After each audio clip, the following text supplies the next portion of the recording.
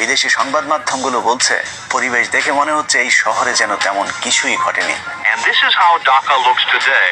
The same tanks on the streets, soldiers still on guard. And yet it is almost as if nothing had happened. কিন্তু আজকের পরিস্থিতি সম্পূর্ণই ভিন্ন। শেখ মুজিবের নাম ধরে কথা বলাও যেন এখন মহা অপরাধ। কিন্তু সেদিন গোলাবারুদ ছাড়া কামান নিয়ে কর্নেল ফারুক শেখ মুজিবের গোষ্ঠী শুদ্ধ রফা দফা করে দিলেও শেখ মুজিবের এত ভালোবাসার মানুষেরা একজনও এগিয়ে আসেনি। কেউ কোনো পদক্ষেপ নিল না। ওই লাশ পড়ে থাকলো 32 নম্বরে।